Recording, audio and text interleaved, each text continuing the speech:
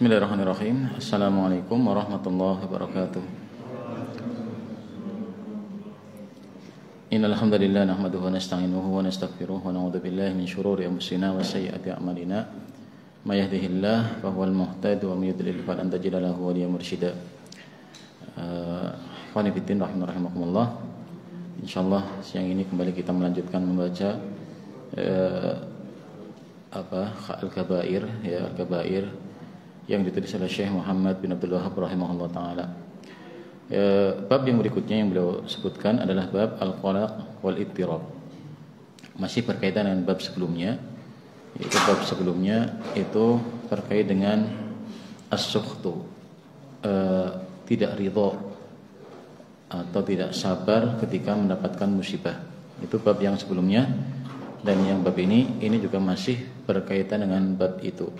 Itu berkaitan dengan masalah al-qalaq wal ittirab, goncang, goyah. Itu termasuk dosa dari dosa-dosa besar ketika seorang mendapatkan musibah kemudian dia jiwanya goncang dengan sebab tersebut.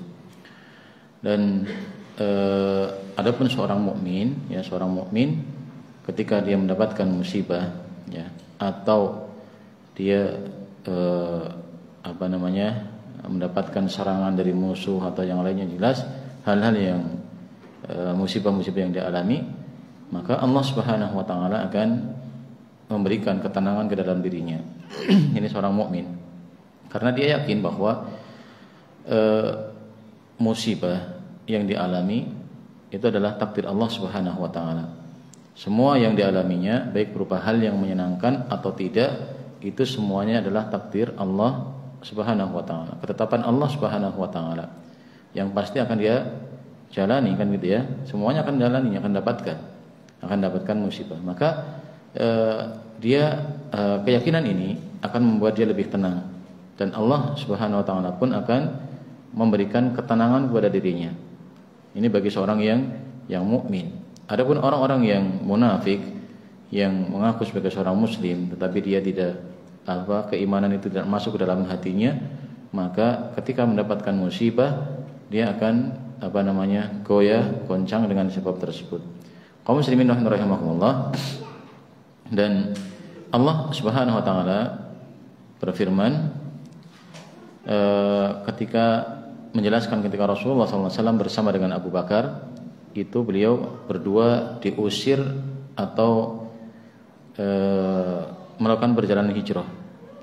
Ketika Rasulullah SAW itu direncanakan akan dibunuh oleh orang-orang kafir Quraisy, dan orang kafir Quraisy dan orang-orang Islam di sana ketika itu sudah mulai hijrah ke Madinah, sebagian sudah hijrah ke Madinah, tinggal Rasulullah SAW dengan beberapa sahabat yang lain. Maka mereka orang-orang Quraisy itu sudah merencanakan untuk membunuh Rasulullah SAW, dan mereka sudah melakukan rapat dan mereka memilih dari masing-masing kabilah orang yang paling kuatnya, dilengkapi dengan perlengkapan senjata-senjata yang yang paling bagusnya mereka. Karena mereka malam itu mengepung rumah Rasulullah SAW. Tapi Rasulullah kemudian beliau mendapatkan sebuah mukjizat di mana mereka orang-orang kafir itu yang mengepung rumah Rasulullah tidak melihat pergerakan Rasulullah.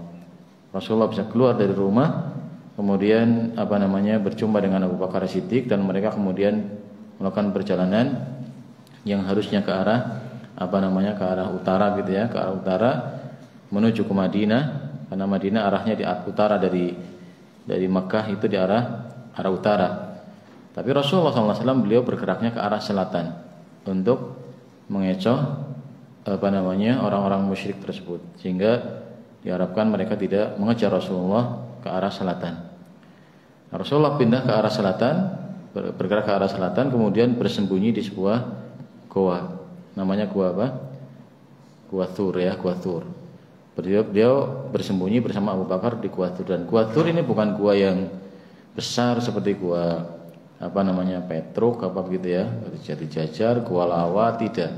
Tapi goa yang kecil, sampai kata Abu Bakar Siddiq, "Lau nadhara ahaduhum ila tahta aqdamihim la absarana." Kalau mereka memandang ke bawah kaki mereka, lihat ke bawah, pasti mereka akan melihat kami. Itu guanya kecil, begitu ya, guanya kecil. Jadi ketika mereka berdua, beliau berdua sembunyi di Gua Thur itu, orang-orang musyrik mereka memberikan pengumuman, siapa yang bisa mendatangkan Rasulullah dan Abu Bakar hidup atau mati akan mendapatkan 100 ekor unta. Nah, kira-kira 100 ekor unta harganya berapa? Gitu ya, 100 ekor unta. Kalau 100 ekor sapi, ya, satunya misalnya 25 juta, kali 100 berapa? Ya, 25 juta kali 100 berapa? Enggak pernah hitung duit banyak ya. Enggak tahu ya. Enggak pernah hitung duit banyak. Yang jelas jumlah yang begitu besar, sehingga ini membuat orang-orang yang memang ingin punya harta, yang tamak terhadap dunia, itu mereka langsung berlomba-lomba untuk mengejar dan mencari Rasulullah. Sampai mereka sampai di depan Gua Thur, sudah di depan gua. Dan Abu Bakar juga Rasulullah melihat mereka di depan gua tersebut. Tapi Rasulullah SAW beliau mengatakan, lihat ya, ketika sudah dalam kondisi seperti itu, Rasulullah SAW sangat tenang sekali. Rasulullah mengatakan, disebutkan dalam Al-Quran, id akhrajahu alladhina kafaru thaniya isnaini id huma fil ghari id yaqulu li sahibihi la tahzan innallaha ma'ana fa anzalallahu sakinatahu ala rasulihi wa 'alal mu'minin. Ketika orang-orang kafir mengeluarkan mereka berdua, Abu Bakar dan Rasulullah, mengeluarkan mereka berdua dari negeri mereka, dari Makkah, diusir dari Makkah, artinya mereka dikejar dari Makkah, keluar dari Makkah, harus keluar dari Makkah. Dan ketika keduanya berada di Gua Thur, maka Rasulullah SAW mengatakan kepada sahabatnya Abu Bakar, beliau mengatakan, la tahzan innallaha ma'ana, jangan bersedih, Allah bersama kita. Lihat ya, dalam kondisi guanya kecil, sudah ada orang musyrik di depan pintu gua yang mengejar beliau. Rasulullah mengatakan, la tahzan innallaha ma'ana, jangan sedih, Allah bersama kita. Ini seorang mukmin harusnya seperti ini, tenang ketika mendapatkan musibah, mendapatkan sesuatu yang mengerikan sekalipun, hatinya tetap tenang karena dia yakin semua yang terjadi itu adalah kehendak Allah Subhanahu wa taala. Fa anzalallahu sakinatahu, maka Allah pun menurunkan ketenangan ke dalam hati mereka. Wa 'alal ladzina amanu, dan demikian pula kepada orang-orang yang beriman. Allah menurunkan ketenangan kepada Rasulnya dan kepada orang-orang yang beriman kepada Allah Subhanahu wa taala. Ini keadaan Rasul SAW dan Abu Bakar dalam kondisi seperti itu. Dalam kondisi sudah orang-orang musyrik di depan mereka berdua. Dan juga kemudian setelah mereka melanjutkan perjalanan, maka kemudian mereka dikejar oleh orang-orang musyrik, dan orang yang paling depan mengejar Rasulullah SAW adalah seorang yang namanya Suraqah bin Malik. Namanya Suraqah bin Malik, dia sudah melihat Rasulullah dan Abu Bakar, maka dikejar dengan kudanya, dengan dan kemudian ternyata Allah mentakdirkan kuda-kuda tersebut tidak bisa melangkah, terperosok di pasir, tidak bisa melangkahkan kakinya. Nah kemudian Suraqah yang sudah dekat sekali dengan Rasulullah, dia mengetahui bahwa itu adalah karena mukjizat Rasulullah SAW. Maka Suraqah mengatakan, minta kepada Rasulullah agar didoakan agar kembali bisa keluar dari pasir tersebut. Maka Rasulullah mendoakan, dan kemudian Suraqah memberikan balasan, saya akan menghalau seluruh orang-orang yang datang, saya akan kasih tahu mereka untuk kembali lagi ke Makkah. Ini Suraqah bin Malik. Dalam kondisi Suraqah sudah menghunuskan pedang di atas kudanya, tapi Rasulullah begitu tenang ketika menghadapi Suraqah bin Malik. Ini Rasulullah SAW. Maka seorang muslim hendaknya dia tenang dalam seluruh keadaan-keadaan dia, baik ketika senang maupun ketika dalam keadaan yang tidak menyenangkan, ya, dalam keadaan-keadaan yang tidak menyenangkan. Sehingga ketika kaum muslimin mereka mendapatkan musibah, contoh ya ketika kaum muslimin mendapatkan musibah dalam perang Uhud. Dalam perang Uhud kaum muslimin menang apa kalah? kalah ya. Dalam perang Badar menang, gitu ya. Ketika di perang Badar, ya, kaum muslimin itu mereka mau perang nih. 300 lawan 1000. 300 lawan 1000. Kira-kira imbang apa tidak? Ya, gitu ya. 300 kok lawannya 1000. Ini tidak imbang. Kalau secara hitungan angka itu tidak imbang. Tapi lihat bagaimana kaum muslimin pada saat itu. Kata Allah Subhanahu wa taala, "Id yukhashikumun 'asa amanatan minhu wa yunazzilu 'alaikum minas sama'i ma'an litahhirakum bihi wa yudhhiba 'ankum rijza syaitan wa liyarbita 'ala qulubikum wa yuthabbita bihil aqdam." Ketika kata Allah Subhanahu wa taala dalam surat Al-Anfal ayat 11, ketika Allah Subhanahu wa taala memberikan kepada kalian ngantuk, mau perang, musuhnya lebih banyak daripada mereka, malah ngantuk. Kira-kira gimana? Tidur ngantuk, sampai ngantuk. Kalau orang ngantuk, orang tidur, itu tenang apa tidak? Kalau orang tidak tenang bisa tidur apa tidak? Nggak bisa kan gitu ya. Kalau orang tidak tenang nggak bisa tidur. Orang punya ya, punya duit banyak, ya nggak tenang kan ya, nggak bisa tidur semalaman. Kenapa? Harus jagai duitnya kan gitu ya, karena duitnya banyak, khawatir ada yang mengambil uangnya, tidak bisa tidur, nggak tenang. Orang yang tidak tenang tidak bisa tidur. Tapi lihat bagaimana para sahabat menghadapi musuh yang jumlahnya 3 kali lipat lebih besar, lebih banyak dari mereka, malah ngantuk. Ini para sahabat. Allah memberikan kepada mereka rasa ngantuk sebagai bentuk keamanan untuk mereka. Ketenangan, menunjukkan ketenangan yang ada pada diri mereka. Dan kemudian Allah Subhanahu wa taala menurunkan dari langit air untuk membersihkan mereka dan menghilangkan pengaruh-pengaruh syaitan dari mereka, dan agar hati mereka kokoh, dan agar kaki-kaki kuda mereka pun menapak dengan kuat di tanah. Ini keadaan kaum muslimin sedang menghadapi pasukan yang jumlahnya lebih besar tapi masih ngantuk, mendapatkan ngantuk.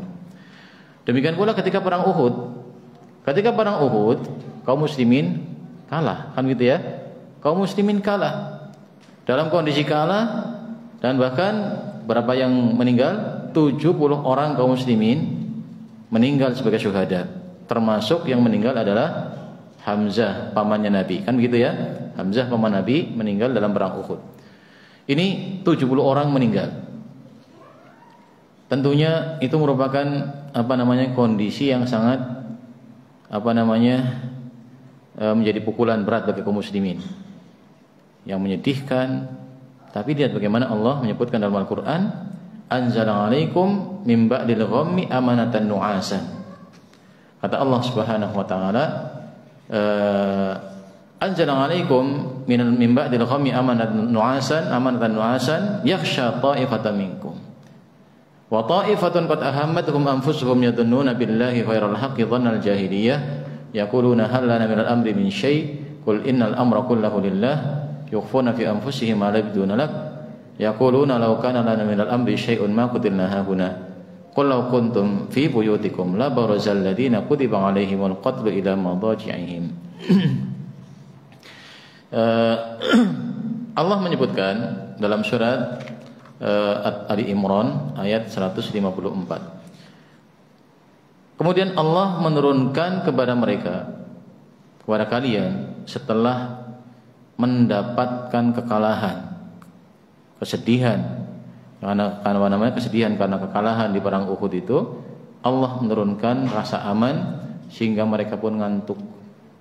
Ini ya, kondisi kalah perang ngantuk.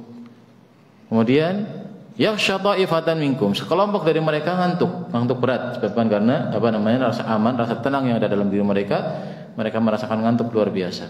Wa ta'ifatun, adapun kelompok lainnya yang ikut perang dalam perang Uhud, dan ini adalah orang-orang munafikin. Jadi perang Uhud itu sudah ada orang-orang munafik di situ. Kenapa? Karena munculnya orang-orang munafik itu setelah perang Badar. Perang Badar itu kaum muslimin jumlahnya berapa? 317 atau berapa ya? 311 orang melawan 1000 orang. Yang menang kaum muslimin. Ini berarti kaum muslimin ini bukan orang sembarangan. Dengan jumlah 1:3 masih menang kaum muslimin. Berarti ini bukan orang sembarangan. Maka orang-orang musyrik yang ada di Madinah, musyrik Madinah ini, mereka khawatir kalau kita tetap musyrik, gitu ya. Kalau kita tetap musyrik, mereka pasti akan menghancurkan kita. Kaum muslimin pasti akan menghancurkan kita. Lihat bagaimana orang-orang kafir Quraisy saja, orang-orang Quraisy saja kalah. Bagaimana dengan kita? Pasti akan kalah oleh mereka. Karena tidak mau diserang oleh kaum muslimin, maka orang-orang musyrik ini yang di Madinah pura-pura masuk Islam. Ya, pura-pura masuk Islam, pura-pura menampakkan keislaman. Kemudian apa tujuannya? Agar aman, agar tidak diganggu oleh kaum muslimin. Nah, itulah kelompok itu kemudian menjadi kelompok orang-orang munafikin. Jadi setelah perang Badar muncul orang-orang munafik. Dan sekelompok orang, kata Allah, sekelompok orang mereka menyangka kepada Allah Subhanahu wa taala dengan sangkaan-sangkaan yang tidak baik, dengan persangkaan-persangkaan jahiliyah. Mereka mengatakan, apakah seandainya kita punya, kata mereka ya, seandainya kita punya wewenang dalam masalah ini, maksudnya untuk ngurusi takdir, kita boleh punya wewenang gitu ya, maka kita tidak akan kalah. Ya, katakan bahwa seluruh urusan itu urusan Allah Subhanahu wa taala. Seluruhnya adalah urusan Allah, bukan urusan manusia. Menang dan kalah itu urusan Allah Subhanahu wa taala, bukan wewenangnya manusia. Allah yang memberikan kemenangan kepada kaum muslimin dan Allah juga memberikan kekalahan juga. Maka mereka orang-orang munafik itu, mereka menyembunyikan dalam hati mereka, lihat ya, bedakan dengan orang-orang muslim tadi. Orang-orang beriman kalah perang masih ngantuk tidur. Adapun orang-orang munafikin, maka mereka mengatakan, kenapa Allah seperti ini? Kenapa Allah memberikan kekalahan untuk kaum muslimin? Kenapa kita tidak diberikan kekalahan? Ini orang-orang munafikin seperti ini. Sampai mereka mengatakan, seandainya kita punya wewenang dalam urusan seperti ini, kita punya pengetahuan masalah ini, kita tidak akan kalah. Kita tidak akan terbunuh. Ya, kalau kita bisa ngurus untuk urusan-urusan takdir yang seperti ini, kita tidak akan terbunuh di sini. Berprasangka jelek terhadap Allah Subhanahu wa taala. Ini kondisi orang-orang munafik seperti ini. Maka Allah mengatakan, seandainya kalian tidur di rumah-rumah kalian, tidak ikut perang sekalipun, kalau sudah ajalnya tetap akan mati, kan gitu ya. Seandainya kalian tetap di rumah-rumah kalian, sembunyi di rumah kalian, kalau sudah waktunya untuk mati akan tetap mati, tidak akan bisa diakhirkan atau didahulukan.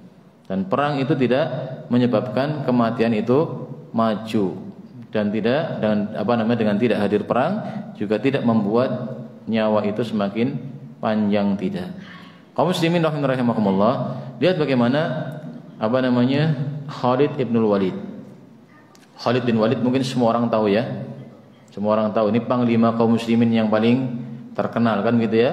Ini Khalid bin Walid yang dalam semua peperangan hampir tidak pernah kalah. Ini Khalid bin Walid. Ya, ini, dan kalau perang beliau paling depan, itu Khalid bin Walid. Tapi lihat bagaimana beliau meninggalnya di mana? Di kasur, di atas, di kamarnya. Itu meninggalnya Khalid bin Walid di tempat tidurnya, bukan di medan peperangan. Padahal kalau perang paling depan. Ini yang namanya Khalid bin Walid seperti itu. Maka lihat ya bagaimana seorang kematian itu tidak bisa dipercepat dengan peperangan dan tidak bisa diundur dengan tinggal di rumah, seperti tidak bisa. Kaum muslimin rahimakumullah. Adapun orang-orang munafikin, ya, orang-orang munafikin mereka ketika mendapatkan kekalahan seperti itu, mereka akan mencari-cari, akan goncang jiwa mereka, tidak tenang, bahkan menyalahkan Allah Subhanahu wa taala, tidak ridha dengan takdir Allah Subhanahu wa taala, berbeda dengan orang-orang yang beriman. Sehingga sikap seperti orang-orang munafik itu termasuk dosa besar. Ya, harusnya seorang seperti orang kelompok yang pertama tadi, tetap tenang ketika mendapatkan musibah. Tenang ketika mendapatkan musibah, tidak seperti keadaan orang-orang munafik. Kemudian beliau Syekh Muhammad bin Abdul Wahhab rahimahullah menyebutkan ayat fala wa rabbika la yu'minuna hatta yuhaqqimuka fima syajara bainahum. Sama sekali tidak. Demi Allah, demi Rabbmu, kalian atau mereka tidak beriman sampai mereka menjadikan kamu sebagai hakim atas perselisihan yang ada di antara mereka. Ya, ayat ini dalam surat An-Nisa ayat 65. Berkaitan dengan orang munafikin dan orang Yahudi. Ada orang Yahudi dan orang munafik berselisih. Berselisih ya, ada khilaf di antara munafik dan Yahudi. Orang-orang munafik ini mengatakan, sudah kita berhukum dengan Yahudi saja. Kita pilih orang Yahudi, hakim dari Yahudi, kita berhukum dengan orang Yahudi. Kenapa dia milih Yahudi? Karena munafik ini tahu bahwa orang Yahudi itu gampang disogok. Gitu ya. Yang bisa disogok. Nah, begitu. Yahudi ini tidak. Si Yahudi ini mengatakan tidak. Kita berhukum dengan Rasulullah. Kita berhukum dengan Rasulullah. Kenapa? Karena Rasulullah orang yang adil. Tahu Yahudi ini. Tahu Rasulullah itu orang yang adil, tidak milih, tidak mihak sebelah. Ya, meskipun nanti yang salah dari kaum muslimin tetap disalahkan. Yang salah dianggap salah, yang benar dibenarkan. Ini Rasulullah tidak pernah berat sebelah dalam memberikan hukuman, tidak pilih kasih. Dan Yahudi ini tahu bahwa Rasulullah tidak mau mengambil sokokan, riswah. Maka Yahudi kita hukum dengan Rasulullah saja. Kenapa? Yang tidak mau disokok dan dia adil, begitu ya. Tapi munafiknya tidak kita berhukum dengan Yahudi. Kenapa? Nah, tadi gampang disokok. Ya, lihat bedanya. Maka kemudian Allah menurunkan ayat ini. Ya, Allah menurunkan ayat ini. Kalian tidak beriman, tidak dianggap beriman sampai kalian menjadikan Rasulullah sebagai hakim di antara kalian. Yang namanya hakim memutuskan itu kan kadang keputusannya menyenangkan sesuai dengan keinginan kita, kadang tidak sesuai dengan keinginan kita, begitu ya. Nah, ketika sesuai dengan keinginan kita nggak ada masalah, kan gitu ya, tenang-tenang saja karena sesuai dengan yang kita inginkan. Tapi kalau tidak sesuai dengan keinginan kita, nah itu yang kadang membuat kita menjadi berat, kan gitu ya. Kadang membuat kita berat. Padahal kalau di sini terkait dengan Rasulullah, kalian tidak beriman sampai kalian menjadikan Rasul sebagai hakim di antara kalian. Keputusan apapun yang disampaikan oleh Rasulullah harus diterima dengan legowo. Begitu ya. Adapun orang munafik itu belum apa-apa sudah tidak mau dengan Rasulullah. Jelas ya? Maka ini sifat dari sifat orang munafik, tidak mau berhukum dengan hukum Rasulullah sallallahu alaihi wasallam. Dan ini termasuk dosa besar. Ya, dosa besar ketika tidak menerima, tidak legowo ketika mendapatkan hukum dari Rasul sallallahu alaihi wasallam. Dan Allah mengatakan fa in tanaza'tum fi syai'in farudduhu ila Allahi war Rasul. Kalau kalian berselisih, maka kembalikan hukumnya kepada Allah dan Rasulnya. Kalau zaman sekarang sudah tidak Rasulullah, maka kembalikan kepada Al-Qur'an dan Sunnah. Ya, kembalikan kepada timbangan Quran dan Sunnah. Apa yang ada dalam Al-Qur'an dan Sunnah, yaitu kita jalankan, meskipun mungkin tidak sesuai dengan hawa nafsu kita, keinginan kita. Ya, tapi mau tidak mau harus kita terima hal tersebut, harus dengan ridha menerima keputusan tersebut. Kemudian kita lanjutkan. Ini kaitan dengan ayat tadi. Kemudian beliau juga menyebutkan ayat yang setelahnya, ayat ya ayuhan nafsu, ya ayatuhan nafsul mutmainnah, irji'i ila rabbiki radiyatan mardiyah. Wahai jiwa yang tenang, kembalilah kamu kepada Rabbmu radiyatan mardiyah, dalam keadaan ridha dan diridhoi. Di sini disebutkan tentang jiwa yang tenang. Ya, jiwa yang tenang ini jiwanya orang-orang mukmin, jiwanya orang-orang yang beriman kepada Allah Subhanahu wa taala, yang dia beriman terhadap takdir Allah Subhanahu wa taala, takdir yang baik maupun takdir yang tidak baik. Dia berserah diri dengan atau menerima hukum Allah Subhanahu wa taala dan jiwanya tenang dengan keimanan dan keyakinan pada Allah Subhanahu wa taala. Allah mengatakan pada orang-orang yang punya jiwa yang tenang, irji'i ila rabbiki, kembalilah kamu kepada Rabbmu. Rabbiki di situ ada yang memaknakan kembalilah ke jasadmu. Kembalilah ke jasadmu dalam keadaan kamu diridhai oleh Allah Subhanahu wa taala. Ada yang memaknakan ila rabbiki, kembalilah kepada Rabbmu yang telah menciptakanmu. Gitu ya. Tapi yang jelas bahwa di sini orang-orang yang hatinya tenang diperintahkan untuk kembali kepada Rabbnya. Sama saja di sini Rabbnya adalah jasadnya dia ataukah Allah Subhanahu wa taala. Yang jelas yang paling penting yang belakangnya, radiyatan mardiyah, dalam keadaan ridha dan diridhoi. Dia ridha dan diridhoi oleh Allah Subhanahu wa taala. Maka orang-orang yang punya jiwa yang tenang itulah yang akan mendapatkan keridhaan Allah Subhanahu wa taala. Berarti yang jiwanya tidak tenang, kan gitu ya, kebalikannya, berarti tidak akan mendapatkan ridha Allah Subhanahu wa taala. Dan kemudian beliau membawakan ayat hadis, ya, membawakan hadis, walahuma an Abi Hurairah qala Rasulullah sallallahu alaihi wasallam, laisa syadidu bisur'ati, innama syadidul ladzi yamliku nafsahu 'indal ghadabi. Dari Abu Hurairah yang diriwayatkan oleh Bukhari dan Muslim, beliau mengatakan Rasulullah bersabda, laisa syadidu bisur'ah, orang yang kuat bukan orang yang kuat bergulat, bukan orang yang paling kuat dalam bergulat. Innama syadidu, sesungguhnya orang yang paling kuat adalah alladzi yamliku nafsahu 'indal ghadabi, orang yang mampu mengendalikan dirinya ketika marah. Ketika marah, namanya orang marah, kondisi marah ya, apalagi kalau marah sudah sampai pada puncaknya, maka di situ kadang orang tidak bisa mengontrol dirinya, kan begitu ya. Kadang bisa menyebabkan ya dia ngamuk, semua yang ada di sekitarnya dibanting, dipecahkan, kan gitu ya. Atau mungkin dia akan menceraikan istrinya, atau akan melakukan kekerasan, kan gitu ya.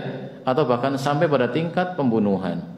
Itu ketika orang marah dan dia tidak mampu mengendalikan dirinya di situ. Maka kita di sini diperintahkan untuk mengendalikan diri kita, ngontrol diri kita di saat marah. Dan seorang muslim ya hendaknya tadi ya berusaha untuk menahan diri ketika marah, sehingga tidak muncul perkara-perkara yang tidak baik yang kemudian hanya menjadi penyesalan di belakangnya dia. Dan ketika marah itu ada cara untuk mengendalikan marah. Cara-caranya ya, cara pertama adalah dengan berwudu. Cara pertama wudu. Karena marah adalah bara api yang dilemparkan oleh syaitan ke dalam hati manusia. Ya, bara api, namanya api, dipadamkan dengan air. Maka berwudu. Cara pertama. Yang kedua adalah dengan berta'awud, minta perlindungan kepada Allah dari syaitan. Baca a'udzubillahi minasyaitonirrajim. Karena marah itu dari syaitan, maka berlindung kepada Allah dari syaitan, dari perbuatan syaitan tersebut. Yang ketiga adalah dengan ganti posisi ke posisi yang lebih rendah. Ya, kalau berdiri duduk. Begitu ya. Berdiri duduk, jangan dibalik. Posisi yang lebih tinggi. Lagi duduk marah, berdiri, kegelut sisan kan gitu ya. Ya kan gitu. Lagi sudah duduk, posisi duduk kok marah, kok malah berdiri, marahnya tambah ya seperti tambah tinggi. Seperti karena tadi ya kalau api, marah kan api ya. Api kalau ruang oksigennya direndahkan, ditutup kan gitu ya, apinya akan mati kan gitu ya, akan mati. Tapi kalau ruang oksigennya ditinggikan, terbuka, maka apinya akan membesar, semakin besar. Sehingga diantara langkah untuk mengendalikan marah dengan 3 cara tersebut. Yang pertama Yang pertama adalah dengan berwudu, yang kedua dengan berta'awud, dan yang ketiga dengan mengganti posisi ke posisi yang lebih rendah ya. Kemudian walil Bukhari anna rajulan qala an-nabi awsini qala la taghdab, faradada miraran qala la taghdab. Pada riwayat Imam Bukhari ada seorang minta wasiat, mengatakan kepada Nabi, ya Rasulullah, ausini, berikanlah aku wasiat. Kata Rasulullah, la taghdab, jangan marah. Faraddada miraran, orang itu kembali mengulangi, ya Rasulullah, berikan aku wasiat. Sampai 3 kali Rasulullah tetap mengatakan jangan marah. Pesannya jangan marah. Ya mungkin karena Rasulullah beliau mengetahui tentang keadaan orang ini orang yang pemarah, dan ketika marah hatinya goncang, darahnya mendidih, sulit untuk mengontrol dirinya, sehingga Rasulullah berpesan untuk mengontrol diri untuk tidak marah dari penyakit ini, karena ini satu yang berbahaya, karena marah itu sesuatu yang berbahaya, karena akibatnya bisa menjadi sebuah penyesalan yang hanya bisa disesali saja, tidak bisa diperbaiki. Ya. Kemudian ini kaitan dengan jiwa yang tenang. Orang yang marah jiwanya tenang apa tidak? Marah jiwanya tenang apa tidak? Tidak tenang apa tidak, Mas Gun? Kalau marah jiwanya tenang apa tidak? Ada waktu itu disampaikan oleh pemateri di sana ya, suruh untuk mendidik anak itu merencanakan marah, begitu ya. Ada marah-marah yang hatinya tetap tenang, namanya marah yang direncanakan. Itu bagus tuh untuk anak-anak tuh. Nanti saya marah caranya seperti ini, ya gitu ya. Seolah-olah kita garang, tapi sebenarnya hati kita nggak kepengin marah, itu bisa tuh. Nah itu bagus untuk pendidikan. Nah waktu itu disampaikan waktu pelatihan ya, ada bentuk merencanakan marah. Ini untuk para pendidik ini, boleh pura-pura marah pada anak didiknya, biar anak-anak didiknya manut, biar anak didiknya manut. Kalau tidak seperti itu, ya repot ya. Kita senyum terus sama anak-anak. Ya, kemudian anak-anak perlu dikerasi, ya, kan kalau tetap disenyumi harusnya dikerasi, kok disenyumi, ya disepelekan kan gitu ya, disepelekan, kurang wibawanya di hadapan anak-anak. Ya, jadi ada merencanakan marah, itu marah yang tidak bawa emosi di situ. Ya kita lanjutkan ya, selingan. Nah, kemudian beliau rahimahullah taala tadi menjelaskan kaitan dengan masalah marah, karena marah itu bertentangan dengan ayat yang disebutkan tadi. Ya ayyuhan nafsul mutmainnah, itu. Wahai jiwa yang tenang, kembalilah kamu kepada Rabbmu dalam keadaan ridha dan diridhoi. Sementara orang yang marah jelas jiwanya tidak tenang, jiwanya goncang. Kecuali tadi ya, orang-orang yang marahnya itu direncanakan, marah yang terencana, sudah ada memang tadi ya dengan tujuan tertentu sehingga dia bisa merencanakan itu. Kemudian dan kaitan dengan masalah hati yang baik, hati yang tenang, ada sebuah kisah. Kisahnya Rasulullah SAW itu, hadis diriwayatkan oleh Anas. Rasulullah beliau mengatakan di hadapan para sahabat, Rasulullah mengatakan nanti akan datang seorang penghuni surga. Seorang penghuni surga, seorang yang akan masuk surga. Nanti akan datang orang yang akan masuk surga. Kemudian para sahabat menunggu-nunggu, datang seorang sahabat Ansor sambil nyangking sandal, ya, datang sambil nyanenteng sandal, kanan kirinya ditenteng sandalnya itu di tangan kirinya, dua-duanya ditenteng aja. Kemudian sudah, cuma keadaan seperti itu aja, nggak ada yang aneh bagi para sahabat. Datang lagi di hari berikutnya lagi, Rasulullah mengatakan lagi nanti akan datang seorang penghuni surga, calon penghuni surga. Ternyata orangnya sama, orang itu juga posisinya sama, datang kemudian sandalnya ditenteng, gitu ya, ini tenteng.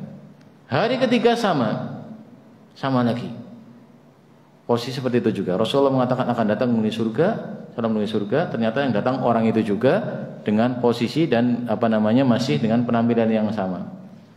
Akhirnya ada seorang sahabat namanya Abdullah bin Amr bin As. Abdullah bin Amr bin As, dia pengen tahu sebenarnya apa sih rahasianya orang ini, gitu ya. Apa sebenarnya rahasianya orang ini? Maka dia pun minta izin tidur di rumahnya. Minta izin tidur di rumahnya selama 3 hari. Untuk apa? Kepengen tahu sebenarnya perbuatan apa, amalan apa kok sampai Rasulullah mengatakan beliau calon penghuni surga. Sudah tidur malam pertama, gak sholat malam. Orang yang gak sholat malam, sahabat ini gak sholat malam, berarti bukan orang yang apa? Rajin ibadah, bukan sholat, gak sholat malam. Cuma ketika bangun sudah zikir selesai gitu ya, zikir aja. Ini malam pertama. Malam kedua juga sama, tidak sholat malam. Malam ketiga sama. Terus apa yang membuat ini kan jadi aneh ya. Ini orang biasa-biasa saja datang ke masjid juga nanti bawa sandal juga ditenteng biasa, bukan orang yang bukan orang yang kelihatan punya kedudukan yang tinggi, tidak. Orang biasa, bukan termasuk orang yang banyak ibadah malamnya, tidak. Orang yang rajin ibadah malam, tidak. Maka kemudian orang itu menyampaikan ya, ketika Abdullah bin Amr bin As itu menyampaikan kepada beliau, saya kesini karena penasaran kenapa Rasulullah mengatakan bahwa engkau akan menjadi penghuni surga. Amalan apa sebenarnya yang kamu lakukan? Apa rahasianya? Biar saya ikut meniru apa yang kamu lakukan. Ya, apa yang kamu lakukan? Maka orang itu kemudian mengatakan, ma huwa ghaira anni la ajidu fi nafsi li ahadin minal muslimina ghishan wa la ahsudu ahadan ala khairin a'tahu Allahu iyyah. Lihat ya kalimat yang diucapkan. Dia mengatakan tidak ada amalan yang berat, tidak ada amalan-amalan besar yang saya lakukan. Ya, tetapi saya tidak pernah ada mendapatkan dalam diriku kebencian kepada seorang muslim pun. Tidak pernah benci kepada seorang muslim, tidak pernah hasad, tidak pernah iri kepada kebaikan yang Allah berikan untuk orang lain, tidak pernah itu. Ya, tidak pernah merasa iri dengan kebaikan-kebaikan yang Allah berikan untuk orang lain. Kata Abdullah bin Amr bin As, hadhihi allati balaghta bika wa hiya allati la nutiku. Kata Abdullah bin Amr bin As, inilah yang membuat kamu disebut oleh Rasulullah bahwa kamu akan menjadi seorang penghuni surga. Dan kata beliau setelahnya, wahiyal lati la nutiku, dan inilah yang kami belum bisa lakukan. Ini Abdullah bin Amr bin As ya. Abdullah bin Amr bin As. Lihat bagaimana seorang sahabat sampai mengatakan ini kami belum bisa seperti ini. Maka lihat yang jelas bahwa ketenangan hati ketika melihat kebaikan diri sendiri atau kebaikan orang lain, atau dia mendapatkan musibah atau yang lainnya, itu sesuatu yang sangat berpengaruh, sangat besar nilainya di sisi Allah Subhanahu wa taala, sehingga hendaknya kita berusaha untuk memperbaiki hati itu lebih besar daripada memperbaiki anggota badan kita. Karena hati itu yang paling besar pengaruhnya. Kata Rasulullah, idza saluhat saluhal jasadu kulluh wa idza fasadat fasadal jasadu kulluh. Kalau hati itu benar, baik, maka akan baik seluruhnya, dan kalau itu salah, rusak, maka akan rusak seluruh anggota badan kita. Cukup insyaallah ya, ini yang kita baca pada siang hari ini. Dan semoga Allah SWT menerima amalan kita semuanya, dan semoga Allah memberikan taufik kepada kita untuk mengamalkan apa yang sudah kita pelajari, dan semoga Allah SWT memberikan keistiqomahan kita kepada kita untuk tetap di atas agama Allah dan di atas ketaatan pada Allah Subhanahu wa taala. Subhanakallahumma bihamdik asyhadu an la ilaha illa anta astaghfiruka wa atubu ilaik. Assalamualaikum warahmatullahi wabarakatuh.